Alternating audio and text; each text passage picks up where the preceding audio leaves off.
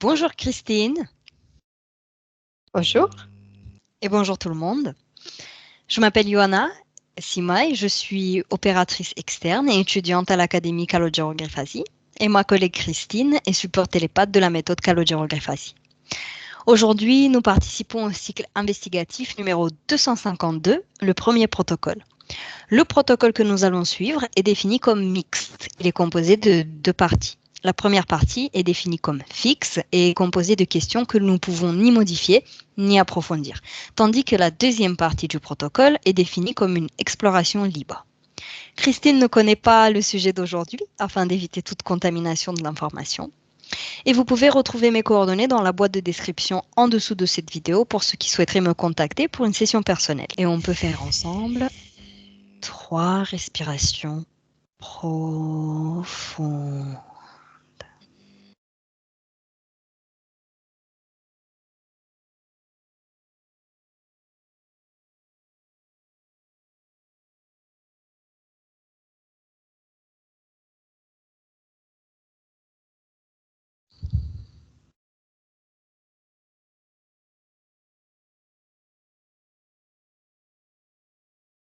Bien. Maintenant, je vais compter lentement de 5 à 1 pendant que ton corps se détend profondément.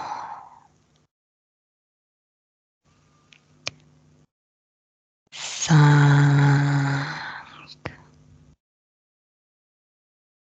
Tu peux concentrer ton attention sur ta respiration.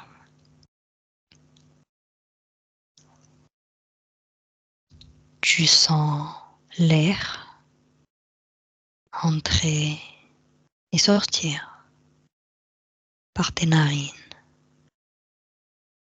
jusqu'à tes poumons.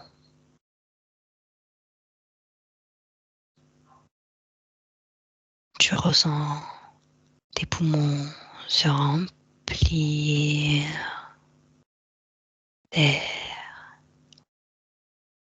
et à chaque expiration, ta tête se vide de toutes tes pensées.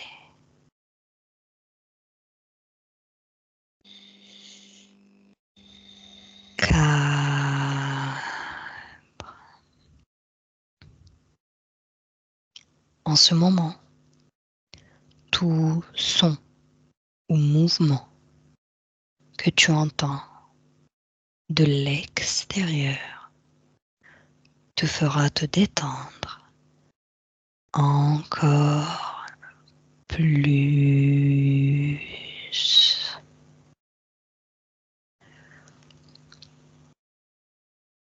Tu ressens ton corps, chaque partie de ton corps qui devient de plus en plus lourde.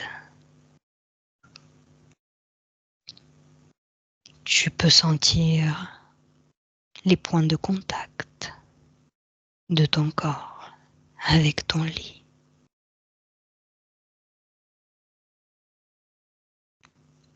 À partir de tes pieds et en remontant jusqu'à ta tête, ton corps se détend et toute tension disparaît.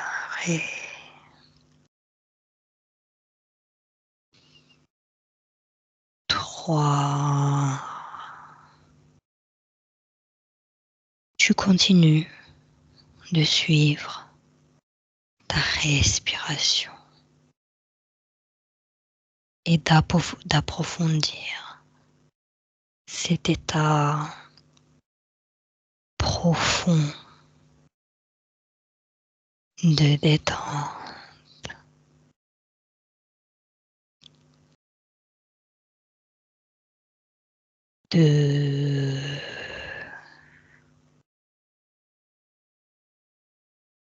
À chaque respiration, tes pensées quittent ta tête.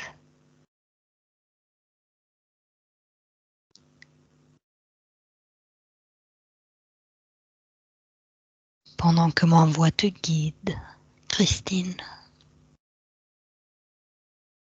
continue de plonger dans cet état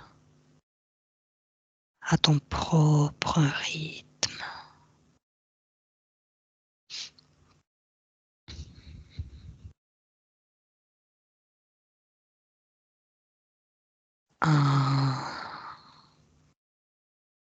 Très bien. Et maintenant, depuis cet état de relaxation, tu commences à entrer en contact avec l'environnement subtil. Pendant que je compte de 1 à 3, connecte-toi au terme zodiaque et dis-moi ce que tu visualises ou perçois. 1, 2, 3.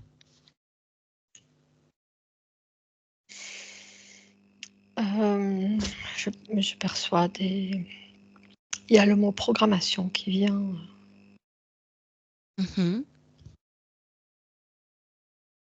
Programmation, en fait.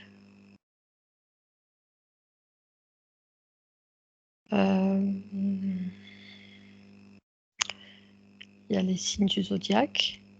Oui. Et c'est comme si c'était... ça programmait les... Ça programmait les personnes, en fait. Le fait qu'on dise... et puis il y a le mot matrice aussi qui vient. C'est comme si tu rentres dans une espèce de grille, en fait, de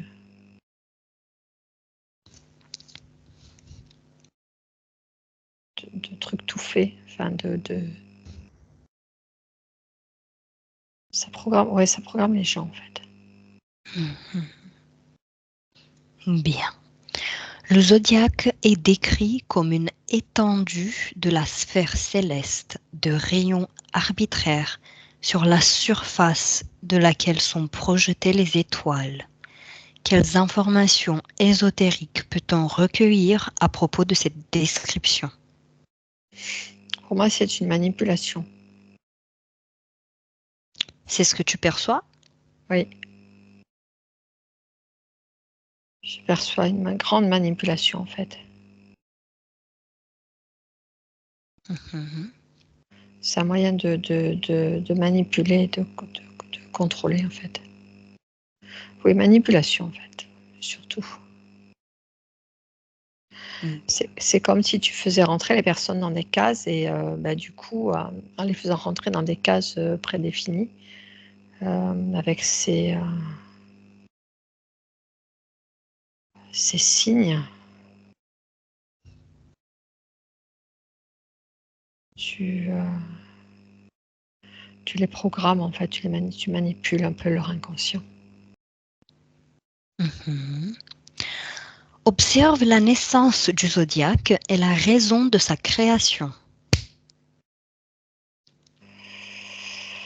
Ça a été c'est comme si ça voulait rassurer, en fait. C'était une façon de mettre les gens dans des cases, en fait. Il n'y a pas de...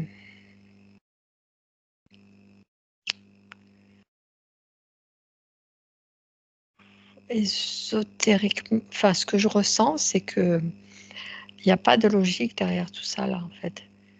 Il n'y a pas de naturel, c'est c'est créé pour vraiment, quand les personnes s'identifient à ça, elles se comportent d'une certaine manière, en fait, inconsciemment. Et puis ça rassure de faire partie,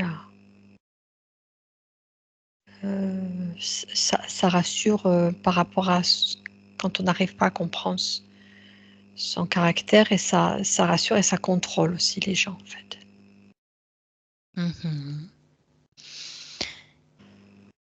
Existe-t-il un lien entre le zodiaque, les constellations et les signes du zodiaque? Dis-moi tout ce que tu vois à ce sujet. Pour moi, ça a été construit de toutes pièces, en fait. C'est une grande construction.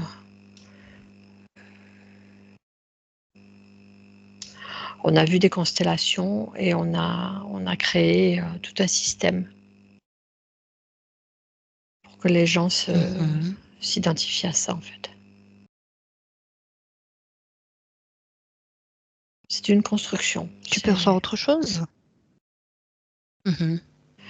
Je vois quelque chose derrière comme une grosse manipulation, en fait, de toute cette masse de personnes qui croient à ça, en fait.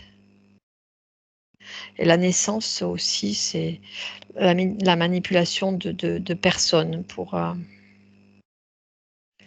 créer des croyances.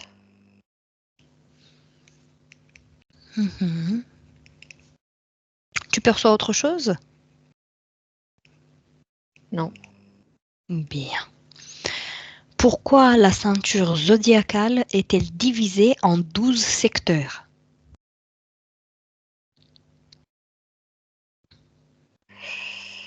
Alors, elle me vient.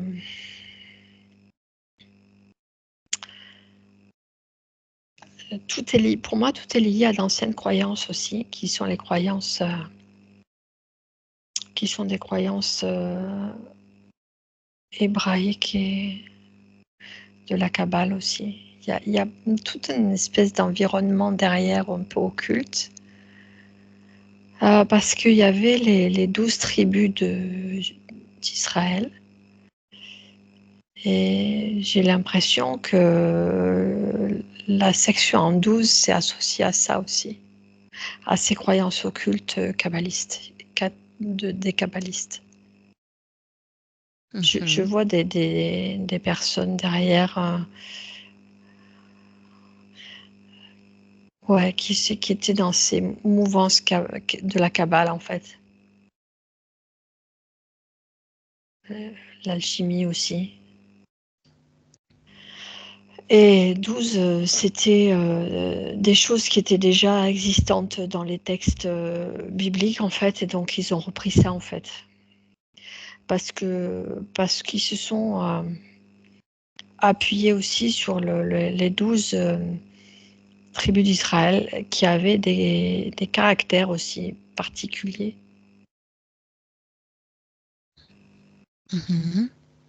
C'est une grosse construction, en fait. Il n'y a pas de réalité réelle, hormis les croyances. Bien. Ophiuchus est une constellation du zodiaque. Cherche pourquoi elle n'a pas été retenue pour réduire le nombre de signes du zodiaque à 12.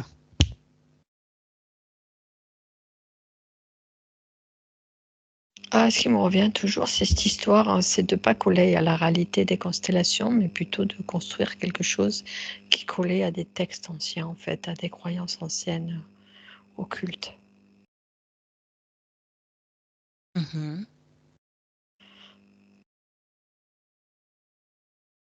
Autre chose? Non. Ok. Maintenant, Christine, observe et compare le zodiaque occidental avec le zodiaque chinois. Et dis-moi quelles sont les informations que tu reçois.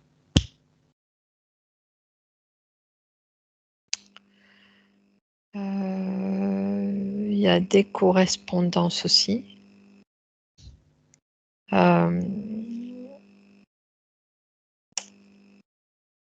Et c'est ce qui ça corrobore l'histoire de la construction de ce zodiaque occidental avec les constellations, qui n'a pas de réalité par rapport aux constellations, mais qui est plutôt une construction associée à des croyances occultes. Et du coup, le zodiaque chinois, ils ont fait la même chose avec des animaux, avec des traits de caractère.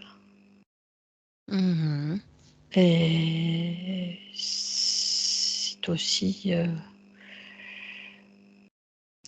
pour moi, l'origine, c'est la même, en fait. C'est arriver à contrôler inconsciemment les peuples, enfin les populations, selon leurs croyances, en fait. Ça permet de faire rentrer dans une espèce de programme ou de matrice les gens, en fait. Bien, on a terminé la partie fixe et nous allons passer à l'exploration libre. Donc, tu viens de dire que ça permet aux gens de rentrer dans une matrice. C'est ça? Oui, c'est-à-dire que tu t'associes à un signe, que ce soit le zodiaque ou que ce soit le signe de l'astrologie chinoise, et avec des traits de caractère, et tu t'associes à ça. Tu crois que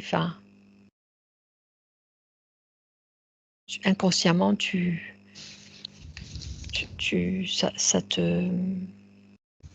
ça t'influence.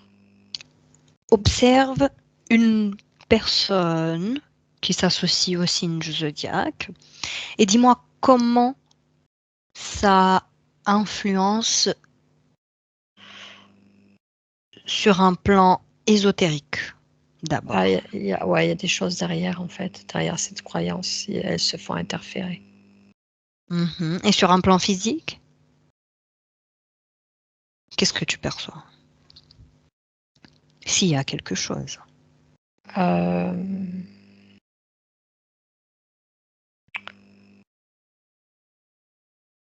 Non, sur le plan physique, je perçois pas réellement de choses. Mais c'est un moyen d'entrer, en fait, dans l'espace de la personne. Observe sur un plan ésotérique, donc sur le plan métaphysique, comment c'est un moyen d'entrer. Qu'est-ce que la personne fait? Elle donne avec la croyance, elle s'associe à ce signe, en fait. Elle le valide, en fait. Et c'est une interférence, en fait. Est-ce que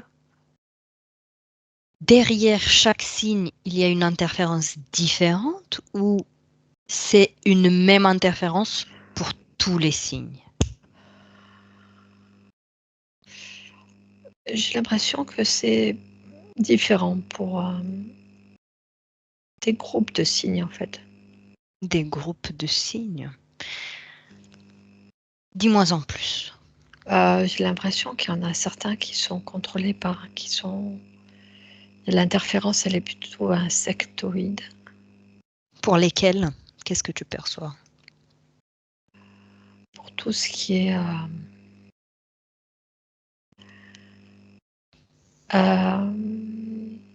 pour tout ce qui est parce qu'il y a air, eau, Feu et terre.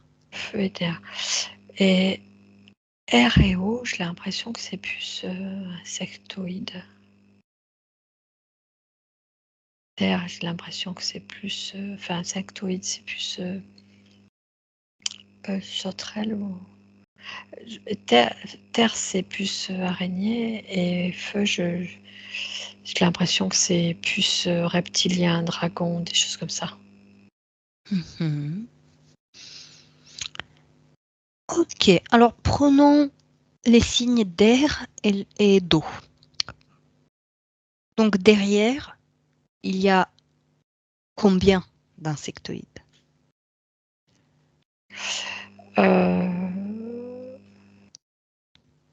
En fait, c'est plusieurs insectoïdes c'est plusieurs de l'espèce insectoïde qui utilisent ce canal-là pour entrer, interférer sur les personnes.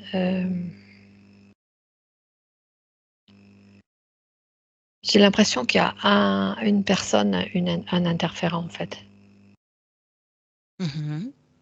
Et qu'est-ce que l'insectoïde prend?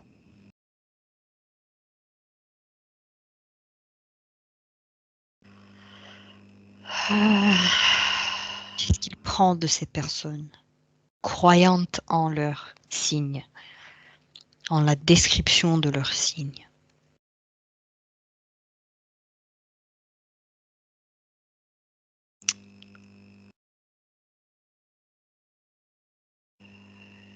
Il prend leur peur en fait, parce que leur peur s'associe à elles ont peur de l'avenir et peur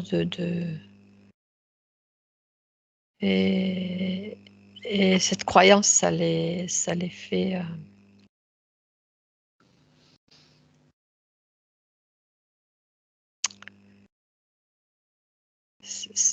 Elles rentrent dans cette croyance par peur en fait.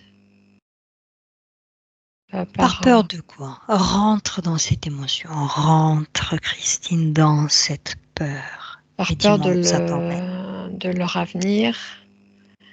Et elles rentrent aussi là-dedans par frustration aussi de leur vie. Et donc, c'est ces émotions qui prennent en fait.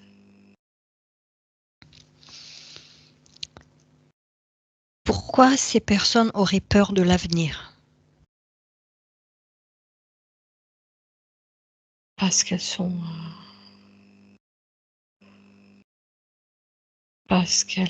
pas.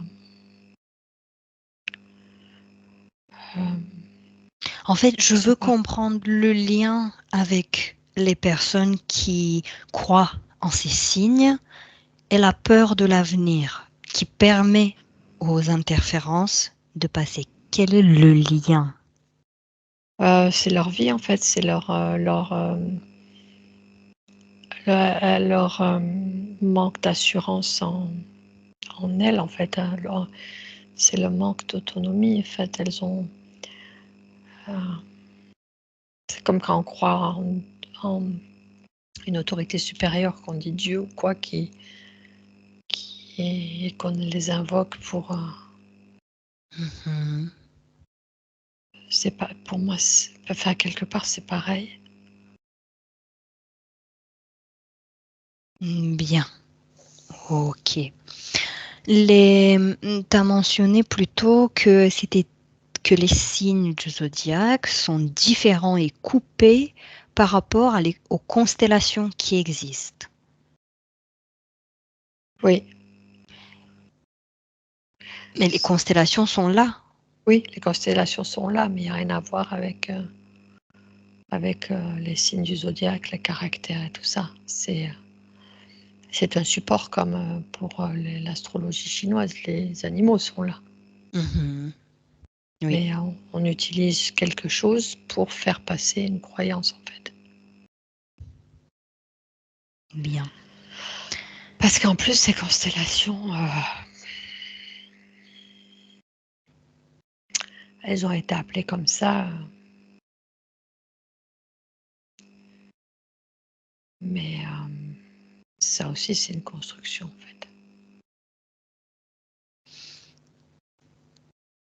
Christine, va au moment de la création du zodiaque que l'on connaît aujourd'hui.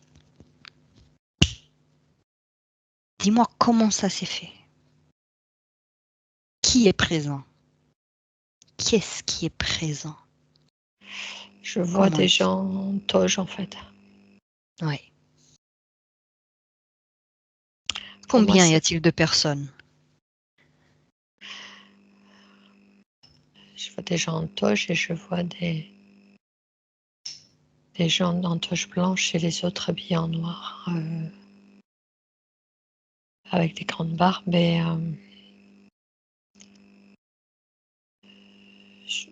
C'est le mot 3 qui vient et 2 de l'autre côté. 3 blancs, 3 toches blanches Et 2 noirs. et 2 noirs habillés en toche noire en fait. Comme un... Comment ils font? Qu'est-ce qu'ils font? Observe. En fait, ils se penchent, ils ont découvert, ils ont trouvé des amas d'étoiles. C'est comme des astronomes en fait, Oui. des gens qui regardent le ciel et qui l'étudient.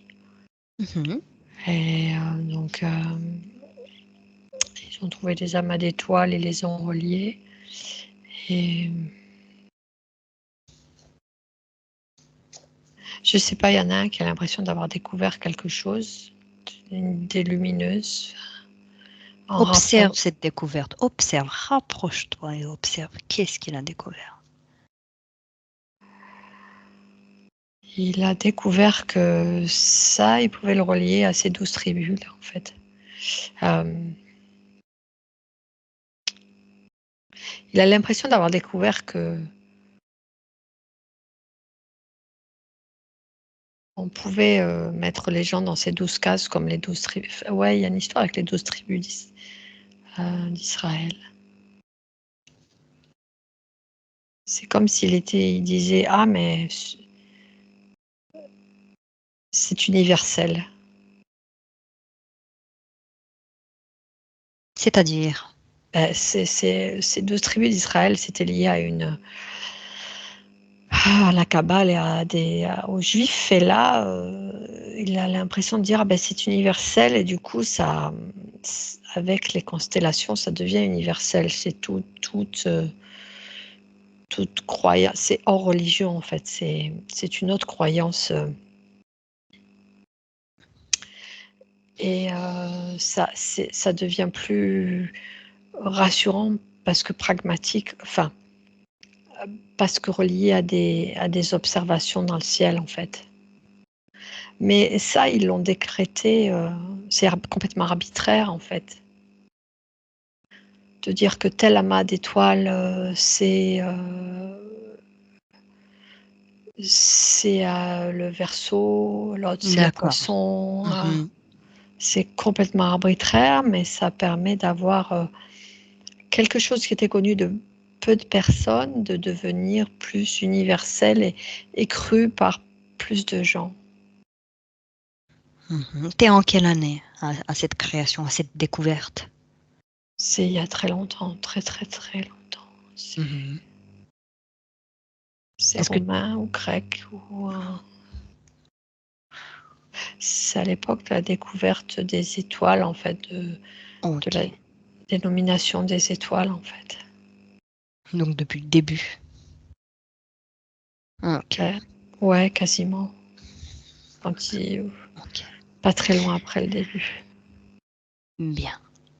Reviens dans le présent où tu as mentionné que c'était une programmation pour programmer ces personnes qui croient. Tu m'as entendu? Oui. Bien. Dans quel but au pluriel, hein, peut y en avoir plusieurs. Donc, dans quel but il y a cette programmation? Parce qu'on a quand même beaucoup de programmation. Donc, celle des signes astrologiques, du zodiaque, est faite dans quel but? C'est une porte ouverte aux interférences, en fait. Les buts, c'est les interférences, en fait. C'est se faire interférer. C'est plus être autonome. Donc, en quelque sorte, si tu lis ça, tu crois ça, ces croyances-là, tu les valides et tu te fais interférer, en fait. C'est comme donner son pouvoir à son signe astrologique. Oui, vers son autonomie, en fait. Ok. si on y croit et si on y croit vraiment, enfin, quelque part, après, il faut que la personne Oui. elle soit persuadée de la véracité de ce de tout ce qu'il y a derrière. Mhm. Donc, les caractéristiques, on va dire, parce que chaque signe a ses caractéristiques comportementales. Euh, elles sont basées sur quoi, ces caractéristiques? Ben, sur cette croyance kabbalistique là, parce qu'ils avaient des caractéristiques, les 12 tribus, donc ils ont pris en partie ça. Mhm. Donc, prenons une personne aujourd'hui qui naît dans un signe de feu, Mhm. un Sagittaire. Observe si à la naissance, ça prend les caractéristiques d'un signe astrologique du Non, feu. non, Non. non. Observe comment, par la suite, dans sa vie, développe les mêmes caractéristiques, soi-disant, qu'un signe de feu, que le Sagittaire. Quand il commence à... S'il n'a aucune connaissance de ça, il développera rien du tout, il sera complètement autonome et il vivra sa propre personnalité, sa propre façon d'être. Je vais répéter parce que ça a coupé un peu. Donc, s'il n'a pas conscience des caractéristiques de son signe astrologique, il n'est pas interféré par ok. ça, en tout cas. C'est une chose de plus c'est une porte de plus ouverte à l'interférence. Mhm. Une croyance de plus. Parce que la personne, elle n'est pas... Ce qui caractérise la personne, c'est pas le lieu où elle est née, c'est pas la date, c'est pas l'année, c'est son essence en fait. Et cette essence-là, elle est modelable par des interférences, mais il y a une partie d'elle qui est intemporelle et qui a aucun lien avec le lieu de naissance, les étoiles, la lune, la Mhm. date. Ça n'a rien à voir, c'est pas comme ça que ça fonctionne en fait. Bien. Pourquoi on peut lire qu'en réalité, il y a 13 signes et pas 12?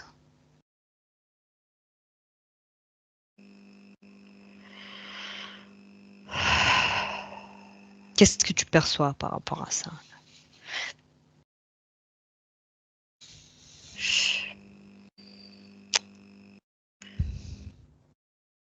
Je perçois que là aussi, ça ratisse.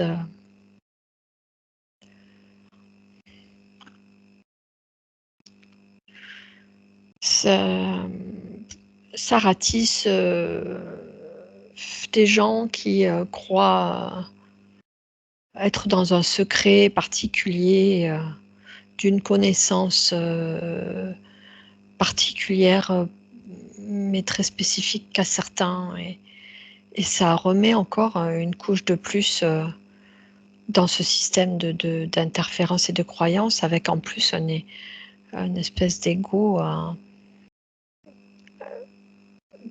Des personnes qui croient qu'il y en a 13, quoi. Je sais pas comment expliquer, mais c'est dire, ah ben moi, ok, 12 signes astrologiques, eh ben, ok, moi, il y en a 13 et je dis qu'il y en a 13 et c'est comme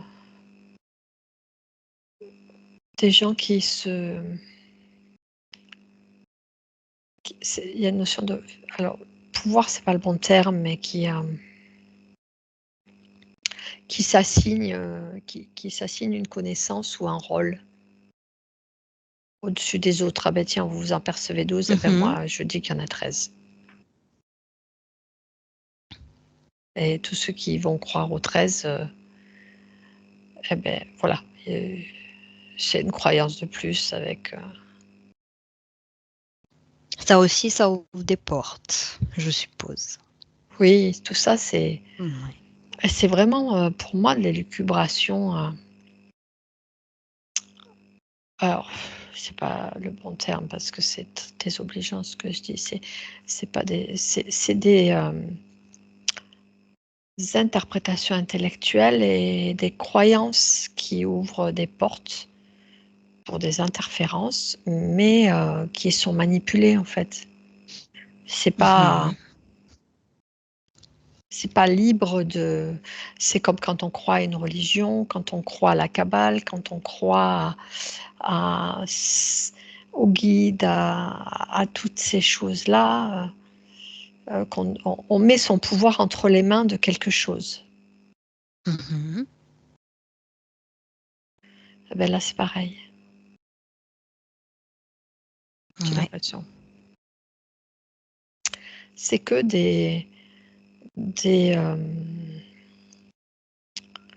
j'arrive pas à trouver le bon terme qui soit correct et qui soit juste et qui soit pas péjoratif. C'est que c'est comme quand on se fait des nœuds au cerveau, qu'on fait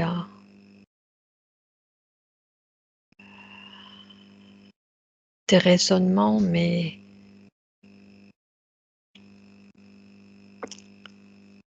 c'est le mental qui, des raisonnements plutôt basé sur l'extérieur que l'intérieur. Oui, qui sont pas basés sur une réalité Intérieur. intérieure. Bien. Est-ce que Une tu conscience perçois d'autres intérieure. choses ou tu as perçu d'autres choses durant cette session? Je perçois derrière, c'est comme s'il y avait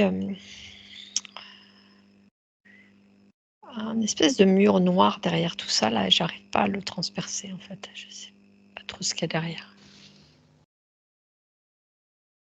C'est comme un écran de fumée, voilà. C'est un Répète s'il te plaît, ça a coupé un peu.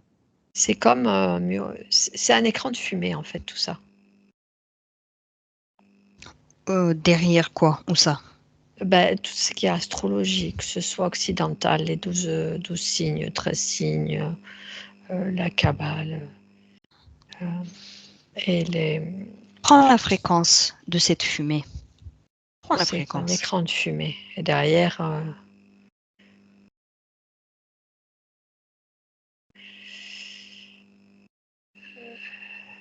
c'est bizarre, je vois quelque chose de très technologique derrière.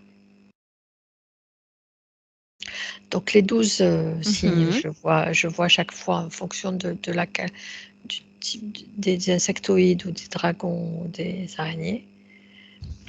Oui. Derrière, il y a un écran de fumée. Et derrière cet écran de fumée, j'ai l'impression de voir une espèce de grande sphère concave avec plein d'écrans.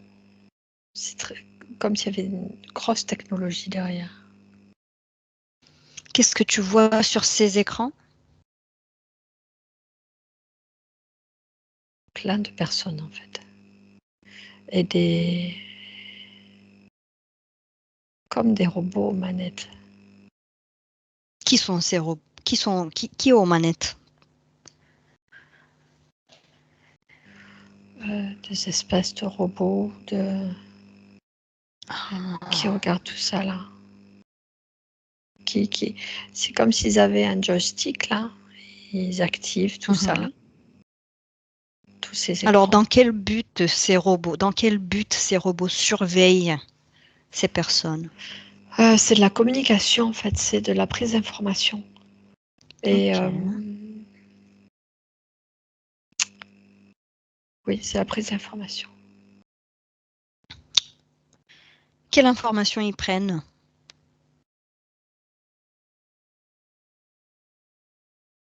Bah, ça leur permet d'avoir des informations sur toutes ces personnes qui sont interférées par ça.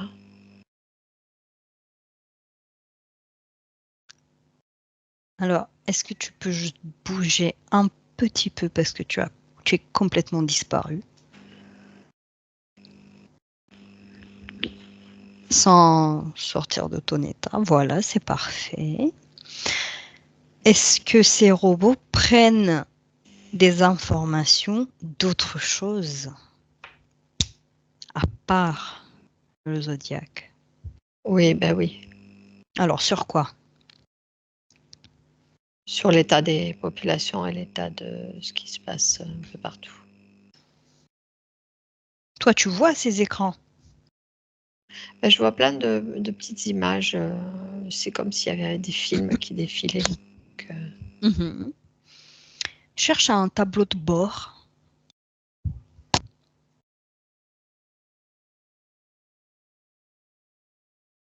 il y a des...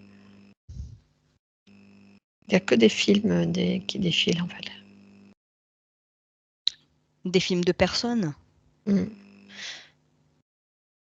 Est-ce que en regardant autour, tu trouves un tableau avec des données concrètes qu'ils prennent?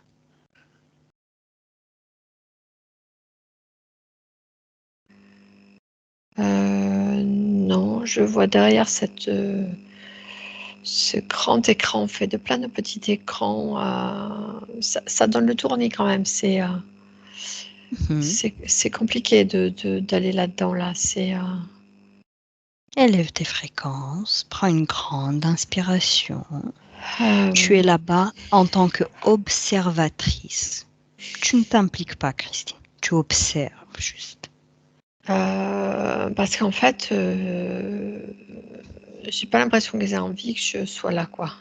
Mhm. Ils veulent me faire sortir de ce truc-là. C'est tout noir tout autour et en fait, c'est une sphère dans laquelle je suis à l'intérieur de la sphère. D'accord. Ok. Élève tes fréquences. Encore une fois, tu élèves tes fréquences. Tu es observatrice. Ils ne peuvent rien faire. Comment ça va? Ça va, je suis regardée quand même. Ils se sont... Ils se sont en face de moi là. Il y en a combien? Il y en a 3. Il y en a 3. Ok. Prends-en un. Celui qui voulait te mettre dehors, on va lui parler. Comment il s'appelle? Xaros. Xaros. Quel ADN il a, Xaros? Ah, il n'est pas humain. Bien. Et il est quoi?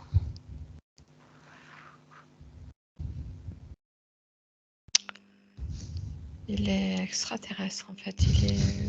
C'est un une humanoïde. Il est fait comme un robot. Ok. Donc c'est un humanoïde. Comme un robot en fait. Comme s'il avait. Oui, comme un robot. Un Non, c'est pas un humanoïde. humanoïde. ADN humanoïde. Non, Ah. en fait, c'est un robot. Et je pense qu'il y a les chefs qui sont des humanoïdes. Ils sont programmés par des humanoïdes en fait. Je les vois Ah, plus loin. d'accord. Tu vois les humanoïdes plus loin? Ouais, je vois un grand longiligne avec les cheveux blancs, ouais. Et un autre à côté. Et un Et troisième. mais ils font Et un quoi? quatrième. Ils récupèrent les informations en fait. D'accord. Ben, on va aller parler à eux, ça sera plus facile. Alors sors de la sphère dans laquelle tu étais Ouais. et rapproche-toi de ces humanoïdes.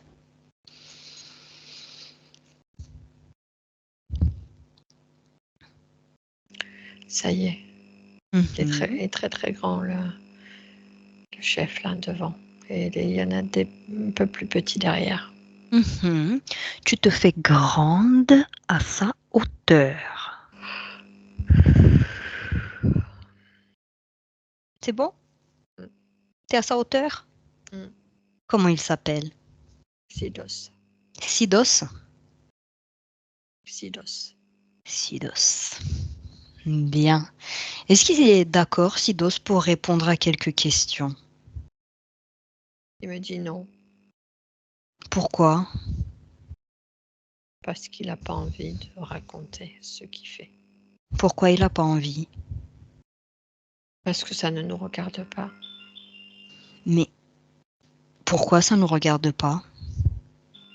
Parce que c'est son histoire, c'est ses affaires.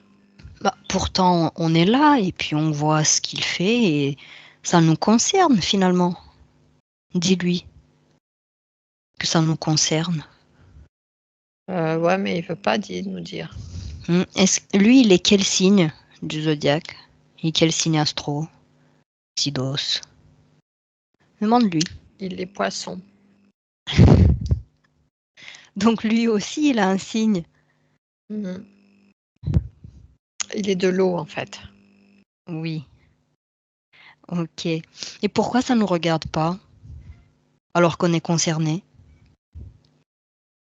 Parce que c'est pas nous directement qui sommes concernés, c'est d'autres. Qui? Qui est concerné? Ceux qui sont sur les écrans. Mais qui est sur les écrans? Qu'est-ce qu'il surveille? Ils surveillent des gens qui sont un peu partout sur le monde pour voir un peu l'état de ce qui se passe. Et récupérer un peu des sentiments de colère, de haine, d'exacerbation de... Pourquoi faire? Qu'est-ce qu'il fait avec Pour, ces informations? il récupère de l'énergie et il attise tout ça. Et il en renvoie. Il renvoie encore plus. Comment il fait pour renvoyer? Par les petits écrans, avec les manettes et ses robots. Et comment ça arrive dans le plan physique, ça? Par quels moyens? Observe. Par les interférents du zodiaque, en fait. Ah, d'accord. Est-ce que Sidos est le chef des interférents du zodiaque? De ce système, oui. Mais il y en a plein d'autres systèmes comme ça, d'interférences, de croyances. Mais de Oui, celui-là, mais Sidos, il est sur le zodiaque, sur les signes astro. ouais. Oh. Et il était là à la création? Il était en Oui, c'est toge? lui qui a donné l'idée, en fait. D'accord. Ok, ok. Est-ce qu'il récupère beaucoup avec Maintenant, cette oui. invention? Ouais. Avant, non, parce qu'on n'y croyait pas trop et les gens étaient pris pour des sorciers. Mais maintenant, ça marche bien. Demande à Sidos pourquoi maintenant ça marche mieux qu'avant. Parce que les gens y croient plus. Qu'est-ce qui fait qu'ils croient plus, les gens? Parce qu'avant, il y avait plus de religion qui empêchait toutes ces histoires-là un peu. Hum, Là, il y a moins de religion, donc le système prend plus. mhm. Ok, bon bah super. Finalement, du coup, il a répondu à nos questions, Sidos. Eh ben oui, finalement. Par, oui. Il est content? Il est moyennement content parce qu'il Ouais, s'est fait avoir. bah, ouais. C'est ça, les Oui, poissons. il est même pas content du tout, hein. Ah, Il il est est en pas train content. de... Ouais, C'est pas pas content grave, du tout. pas de souci. Pas de souci, on va le laisser là-bas, dans son mécontentement. Déconnecte-toi de là-bas, Christine. Déconnecte-toi et reviens ici, au présent. Est-ce que tu as perçu autre chose? Non. Bien. Alors, on a terminé aussi la partie exploration libre. Et maintenant, Christine, tu te déconnectes de tout et de tous. Et je vais compter de 1 à 3. Et à 3, tu seras de retour dans ton état présent. 1. Tu te déconnectes de tout et de tous. Vérifie bien. Regarde comment tu le fais. Tu reviens totalement dans ton corps. Ton espace est propre et toi, tu es propre. Élève tes fréquences à tes niveaux optimaux de fonctionnement. 2. Ton corps commence à devenir plus léger et plus fort. Tu arrives à le bouger avec plaisir et aisance et tu te sens de mieux en mieux. Et 3. Quand tu es prête, tu peux ouvrir les yeux.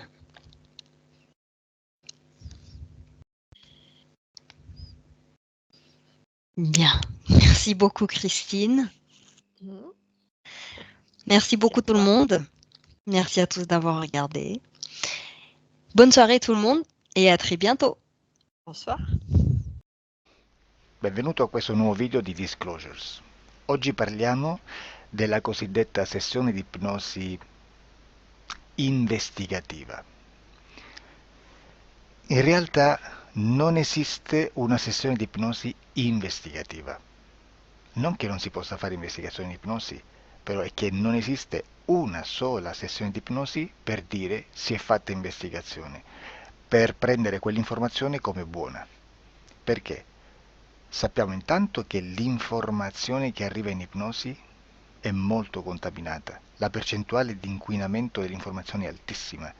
Pensate a questa informazione che viaggia per tantissime dimensioni, attraversa densità, passa per coscienze che volontariamente o involontariamente possono distorcerla e poi arriva infine alla persona che sta in ipnosi, che ha una coscienza, ha una mente, ha un'esperienza e interpreta questa informazione secondo la sua struttura mentale, secondo le sue credenze, che per quanto si possa essere più o meno liberi mentalmente, liberi pensatori, sempre c'è una parte subliminale che interpreta in base all'educazione ricevuta, alla cultura e perché no, anche tutte le esperienze di esistenze passate che ancora lasciano un segno in noi. Per capirci, è come se dovessimo parlare con un'altra persona immersi nell'acqua, a qualche metro di distanza, cercando di utilizzare un mezzo, che è quello della corda vocale, che è fatto per produrre suoni da trasmettere nell'aria. Noi stiamo utilizzando questo strumento per far passare un'onda sonora nell'acqua o in un liquido. Chiaramente il suono viene completamente distorto, sempre ammesso che sia per il nostro corpo facile e non difficoltoso poterlo fare senza avere dei problemi come ingurgitare acqua o eccetera. Ma non solo. Supponiamo che per questo tipo di comunicazione utilizziamo anche due lingue diverse, per esempio un italiano e un russo o un giapponese.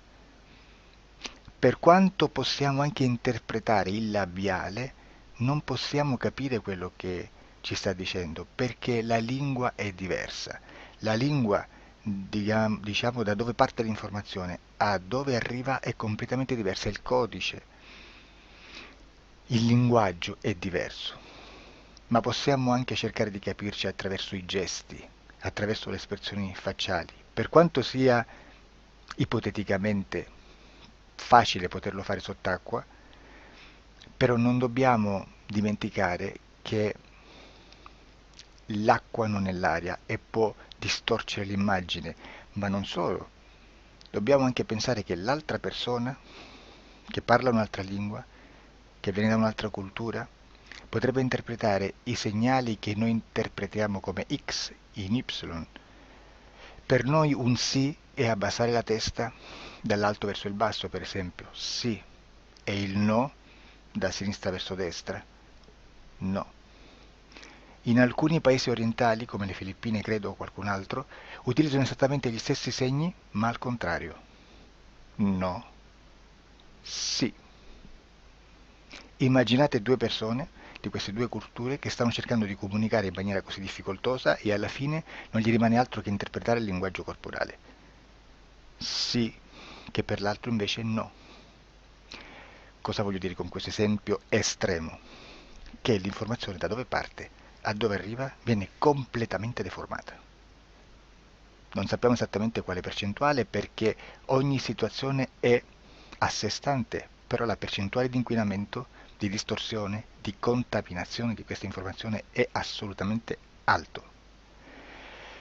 Quindi fare una sessione investigativa, mettere una persona in ipnosi e chiedere di Tizio Caio Sempronio di una situazione o chiedere certi dati è assolutamente controproducente, è assolutamente inutile.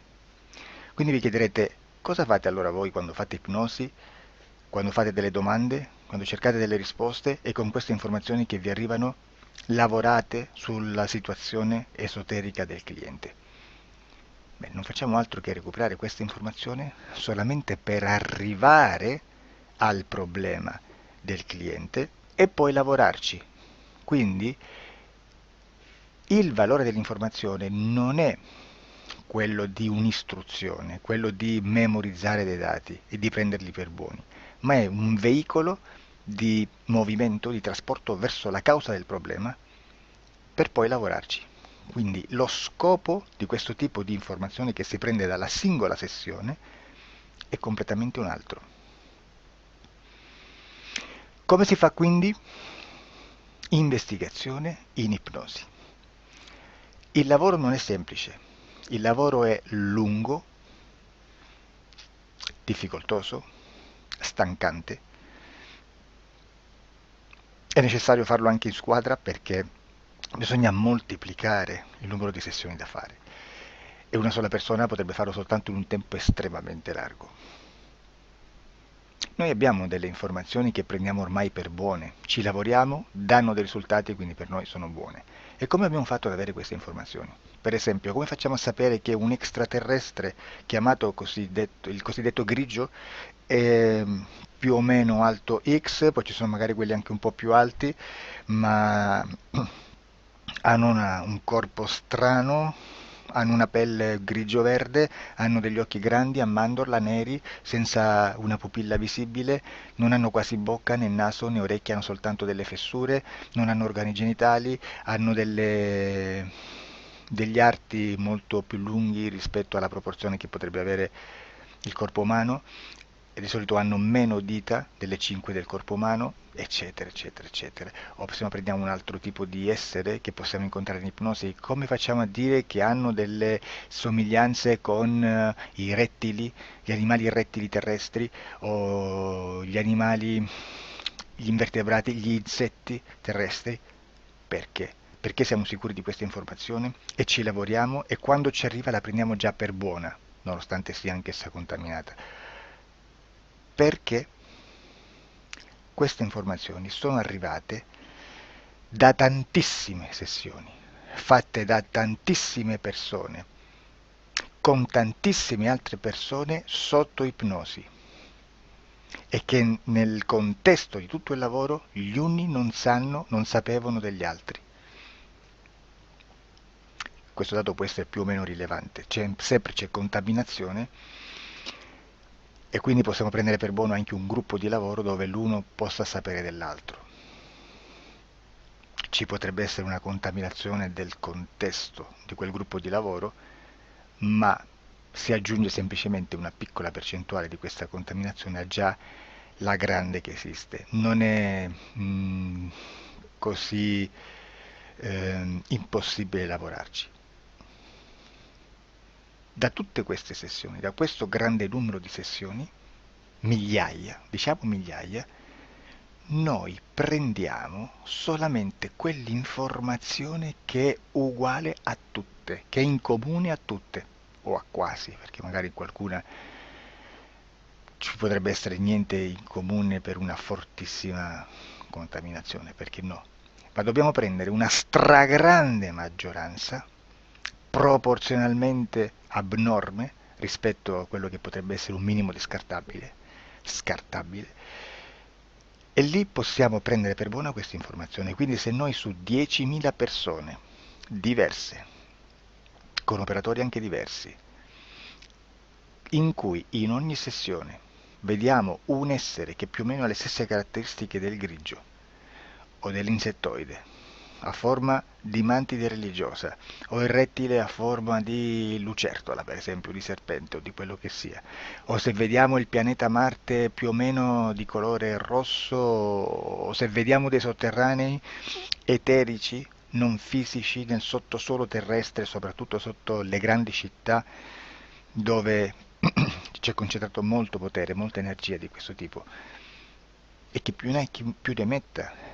Se vediamo degli impianti che hanno certi tipi di funzioni, certi tipi di forme in certe parti del corpo, e questa informazione la ritroviamo tutta o quasi in tutte le sessioni fatte, eseguite, realizzate da tanti anni a questa parte, significa che quella è una informazione affidabile. E vi posso garantire che stiamo parlando di una percentuale bassissima. Su un 100% staremo, credo, forse più in basso di un 3, di un 2-3%. Immaginate, tutto il resto è spazzatura, è informazione spazzatura. Sì, spazzatura.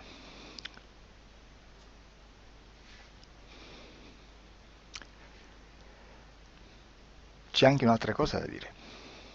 Supponiamo che un operatore faccia un'ipnosi e voglia andare a vedere cosa fa Tizio, cosa fa Caio, cosa fa Sempronio.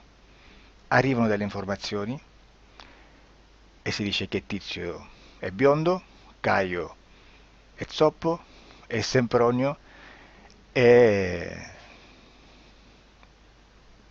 uno sportivo. Intanto già abbiamo detto che una sessione soltanto non serve, d'accordo?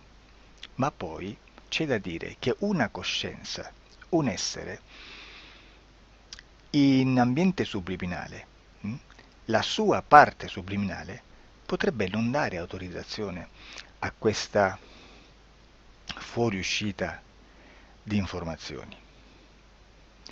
Mi potreste dire, e allora tu quando chiedi agli esseri cosa fanno, cosa non fanno? Beh, intanto la prendo sempre con le pinze, perché abbiamo sempre detto che tutto è molto contaminato e mi serve solo per dirigermi da una parte. Ma c'è anche da dire che se un essere interferisce con l'altro, ha aperto un canale di comunicazione a cui non può ovviare, a meno che non lo recida, non lo annulli. Quindi quando io faccio la domanda a un essere, se lo faccio attraverso l'interferito, mi arriva l'informazione per un canale aperto che sottostà alla volontà dell'interferito. Sulla volontà dell'interferito parleremo in un prossimo video disclosures. Però, se io voglio fare un'investigazione sopra Tizio, Caio e Sempronio, che non hanno nessun collegamento, nessuna interazione e nessuna interferenza con il soggetto con cui io sto realizzando l'ipnosi, non è detto che mi arrivi questa informazione. Assolutamente. Potrebbe esserci completamente un muro. Come potrebbe esserci informazioni, perché quell'altra parte potrebbe autorizzare comunque. Ma non è detto. E comunque quando ci arrivano informazioni, in una situazione di non interferenza o non interazione, non possiamo sapere esattamente se sono informazioni che ha autorizzato la parte subliminale dell'altra persona o dell'altro essere, o qualche altro essere, qualche altra entità furba approfitta della situazione, osserva quello che sta succedendo, si mette in mezzo, si fa passare per l'altro e dà informazioni ovviamente distorte, prima perché non è detto che debba conoscerle, e anche se fosse potrebbe manipolarle a sua volontà e a suo vantaggio. E quindi immaginate che situazione ridicola ci si viene a trovare, in quale situazione ridicola ci si viene a trovare in questi casi. Da qui si vede quando un operatore riesce a utilizzare l'informazione in ipnosi come per lavorare su un soggetto. Da qui l'osservatore attento delle sessioni di ipnosi riesce a capire se quell'ipnosi è un'ipnosi affidabile, un'ipnosi con un livello di informazione certa, con una alta percentuale di informazione certa. Non vi nascondo che in futuro potrei anche impostare un lavoro per decifrare che livello di certezza di informazione c'è in un'ipnosi, analizzandola e spiegando il perché, spiegando i meccanismi di analisi di un'informazione in ipnosi, che poi anche è molto istintivo. Supponiamo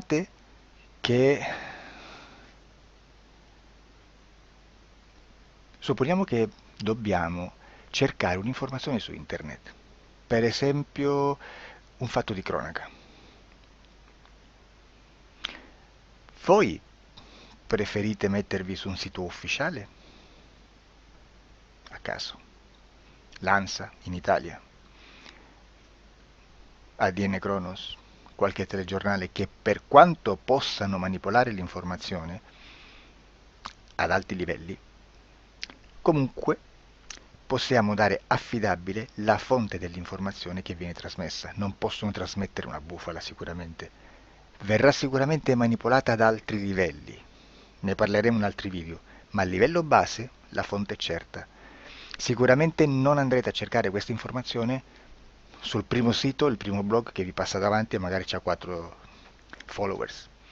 Perché? Perché non vi dà nessuna garanzia della certezza della fonte. Non c'è un controllo né nella struttura interna di questa agenzia di informazione e né dal grande pubblico, che per la quantità di persone che attingono quell'informazione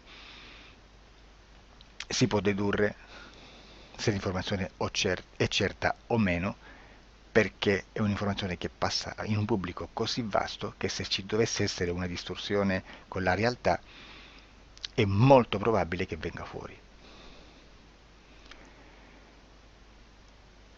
Credo che abbia detto quasi tutto sulle sessioni investigative.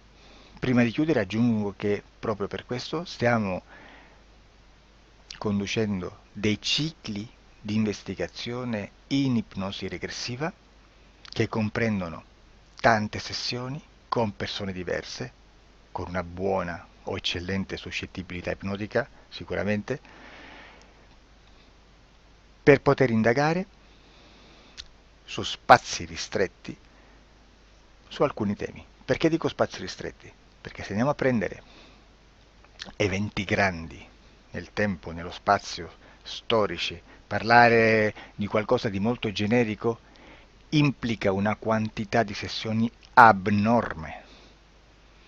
Immaginate se dovessimo fare una sessione investigativa sui buchi neri, quanta informazione ci sarebbe e quante informazioni da filtrare.